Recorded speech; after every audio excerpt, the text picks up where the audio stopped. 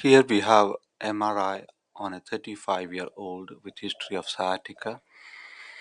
What I am showing here is sagittal T1, sagittal T2 and sagittal stir sequences to show the hemangioma which we find very commonly on reporting MRI of the lumbosacral spines.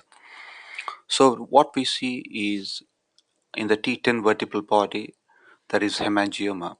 How do I describe it? So most of the time, if the findings are very typical, as in this case, which is increased signal intensity on T1 with a thin low signal intensity rim, increased signal intensity on T2 with a thin low signal intensity rim, and iso-intense signal intensity on the stir sequence because hemangiomas contain fat and it is completely saturated.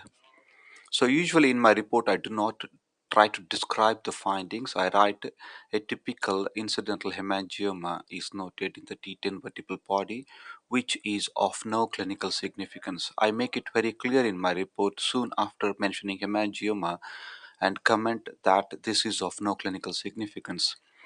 I mention this phrase because I have been asked by some of the GPs after seeing the report. I have got a report stating there is a hemangioma in T10 or T11 vertebral body. They have mentioned the size as 13 by 15 millimeter. What should I do with this?